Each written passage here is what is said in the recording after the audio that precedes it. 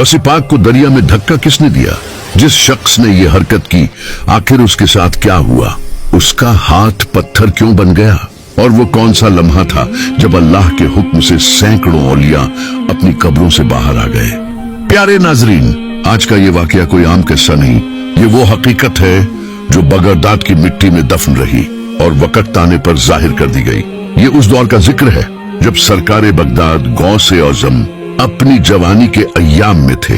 हर तालिबे इल्म की तरह आपने भी अपने असातिजा की सरपरस्ती में वक्त गुजारा, मगर अल्लाह ताला ने बचपन ही से आपको वो शान अता कर दी जो हर एक के नसीब में नहीं होती। बगदाद पहुंचकर आपने मदरसा निजामिया में क़ियाम फरमाया। उलूम ज़ाहिरी हो या बातिनी असरार, हर फन में कामिल असातिजा से इस्तिफादा किया। इल्म के साथ इबादत ऐसी कि रातें सजदों में गुजर जाती और दिन दर्स व तदरीस में। यही वजह थी कि कम उम्री के बावजूद बगदाद के बड़े बड़े उलमा आपके अदब में झुक जाया करते थे। आपके इल्म के चर्चे दूर दराज इलाकों तक पहुंच चुके थे और लोग जोक दर जोक आपके बयानात सुनने आते थे। एक दिन का जिक्र है, आप अपने शागिर्दों के साथ कुरान पाक की तिलावत फरमा रहे थे। महफिल में यकसुई थी, दिल मुतमिन थे, फजा पुरसुकून थी। अचानक आप खामोश हो गए। ऐसी खामोशी कि किसी की सांस तक सुनाई देने लगी। किसी में जुर्रत न थी कि सवाल करे। कुछ देर बाद आपने इरशाद फरमाया, अब मुझे कब्रिस्तान जाना होगा। साथी घबरा गए। अर्ज की गई, हुजूर क्या कोई इंतकाल हो गया है? फरमाया, नहीं, जिनका बुलावा आया है उनका विसाल तो बरसों पहले हो चुका है। ये सुनकर सब हैरान रह गए। आपने फरमाया, मेरे रूहानी उस्ताद शेख हम्माद की कब्र पर जाना है। सब आपके साथ रवाना हो गए। रास्ते में आपके चेहरे पर ऐसी कैफियत थी जैसे कोई अपने को पुकार रहा हो, जैसे दिल किसी दर्द में मुब्तला हो। कब्रिस्तान पहुंचकर आपने सबको बाहर ठहरने का हुक्म दिया और खुद कब्र के करीब तशरीफ ले गए। काफी देर तक आप वहीं तशरीफ फरमा रहे। क्या बात हुई? क्या कहा गया? ये राज सिर्फ रब जानता है। जब देर हो गई तो एक साथी अंदर आया।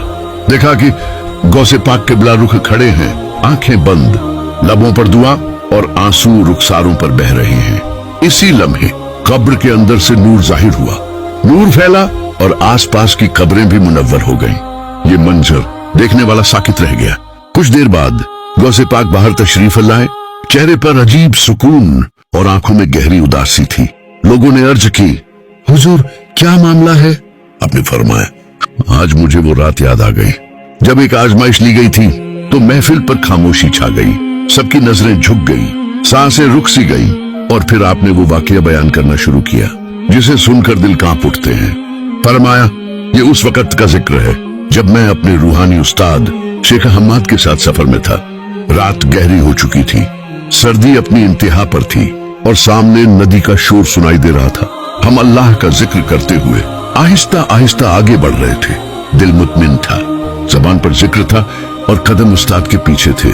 अचानक बगैर किसी तनबीह के मेरे उस्ताद ने अपने दाएं हाथ से मुझे नदी में धक्का दे दिया। मैं पानी में जा गिरा। सर्दी ऐसी कि जिस्म सुन्न हो गया। पानी बर्फ की तरह चुभने लगा। कपड़े भीग चुके थे, सांस रुकने लगी थी, लेकिन न मेरे मुंह से कोई लफ्ज निकला, न दिल में शिकवा आया, न जबान पर बद्दुआ। मैं खामोश रहा, बिल्कुल खामोश।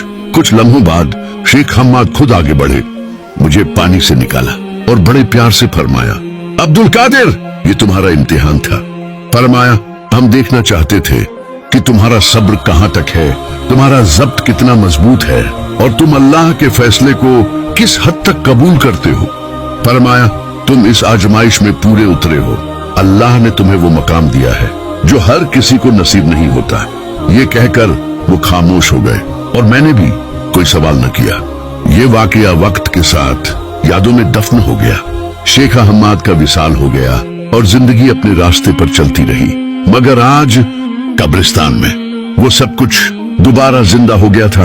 हजरत गौसे पाक ने फरमाया, जब मैं रूहानी कैफियत में अपने उस्ताद से हम कलाम हुआ तो एक मंजर ने मुझे हिलाकर रख दिया।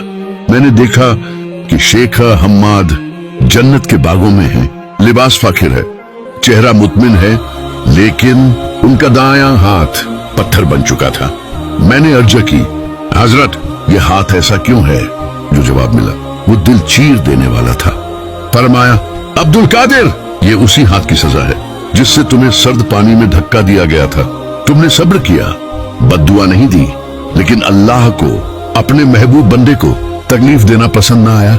फरमाया, अल्लाह ने मुझे जन्नत अता की, नेमतें दी, लेकिन इस एक अमल की वजह से ये हाथ बेजान कर दिया गया। ये सुनकर हजरत गौसे पाक की हालत बदल गई, आंखों से आंसू बहने लगे, दिल तड़प उठा।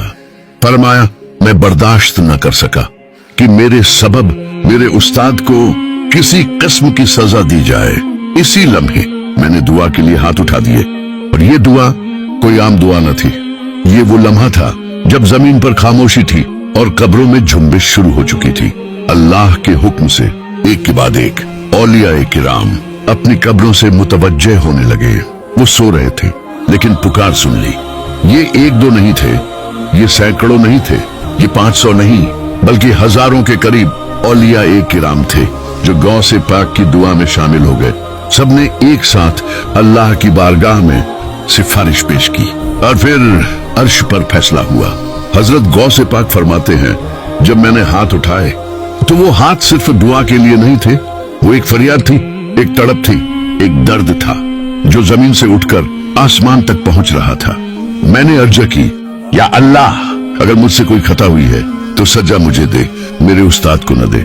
मैंने सब्र किया, मगर वो तेरा हुक्म समझकर था, किसी बदले की नियत से नहीं। ये दुआ अभी मुकम्मल भी ना हुई थी कि फजा बदलने लगी। कब्रिस्तान की खामोशी सांस लेने लगी, जमीन के झर्रे हिलने लगे, और कब्रों के अंदर वो हस्तियां मुतवज्जे होने लगी जिन्हें दुनिया वली कहती है। अल्लाह के हुक्म से एक कब्र रोशन हुई, फिर दूसरी, फिर तीसरी। ये एक या दो नहीं थे, ये 100 नहीं थे, ये पूरे 500 औलिया किराम थे जो अपनी कब्रों से रूहानी तौर पर मुतवज्जे हो चुके थे। हर एक जबान पर एक ही दुआ थी, एक ही सिफारिश थी, या अल्लाह, ये अब्दुल कादिर है, ये तेरा महबूब है, इसकी फरियाद को रद्द न फरमा। अर्श पर ये आवाजें गूंजने लगी, और फिर वो लम्हा आ गया जिसका फैसला अज्जल में लिखा जा चुका था। हजरत गौ से पाक फरमाते हैं, मुझे महसूस हुआ जैसे आसमान से नूर उतर रहा हो। एक आवाज आई, न नुनी न सख्त, मगर ऐसी कि रूह लरज गई। ए अब्दुल कादिर, हमने तेरी दुआ कबूल कर ली। इसी लम्हे मैंने देखा कि शेख हम्माद का वो हाथ जो पत्थर बन चुका था, आहिस्ता आहिस्ता जिंदा होने लगा, पत्थर पिघलने लगा, जान लौटने लगी, और हाथ अपनी असल हालत में वापस आ गया। जन्नत की फजा तकबीर से भर गई। फरमाया, अल्लाह ने न सिर्फ मेरे उस्ताद की सजा खत्म की, बल्कि उनके दर्जे और बुलंद फरमा दिए। फिर मुझसे फरमाया गया, अब्दुल कादिर, ये तुम्हारे सब्र का सलाह है। जो बदला लेने पर कादिर था मगर खामोश रहा, वही हमारा वली है।